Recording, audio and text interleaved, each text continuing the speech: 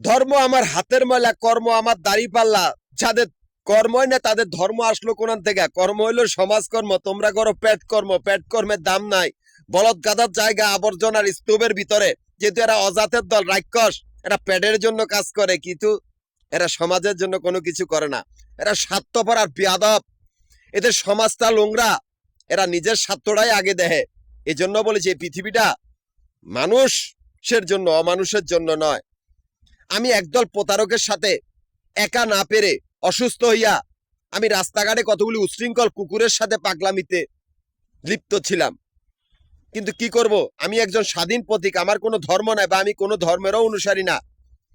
এই পৃথিবীটাই মানুষের জন্য।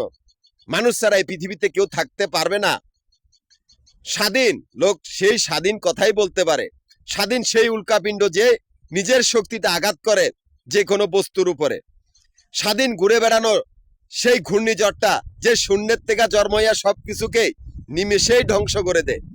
স্বাধীন সেই উল্কাপিণ্ড যার আঘাত কেউ সহ্য করতে পারে না। স্বাধীন সেই অগ্নিকুণ্ডলী যে কিনা ঘুমন্ত থাকে, যে যখন জাগ্রত হয় সারা পৃথিবীটা অন্ধকার কালো ছায়া ভরিয়ে দেয়, সবকিছুকে ধ্বংস করে দেয়। স্বাধীন সেই বৃষ্টির ফোঁটাগুলো অজরে ঝরে পড়ে। আমি এসে শূন্য গাড়ের পথিক, প্রকৃতির প্রধান পরমাণু। শূন্য সমুদ্রের প্রত্যেকটা পানির ফোঁটা, শূন্য জাহিদ। মরুভূমির প্রত্যেকটা স্বাধীন ঘুরে বেড়ানো বালির কোনা, প্রত্যেকটার নাম জাহিদ। আসমানে ঘুরে বেড়ানো সেই সব উল্কাপিণ্ডগুলা যারা স্বাধীন, প্রত্যেকটার নামে জাহিদ। কিভাবে পারবি এতগুলা জাহিদের সাথে? যে কোনো সময় তোদের পৃথিবী ধ্বংস করতে পারে। ঘুমন্ত সেই অগ্নিকুণ্ডলীটা যার নামও জাহিদ, বৃষ্টির প্রত্যেকটা পানির ফোঁটা জাহিদ।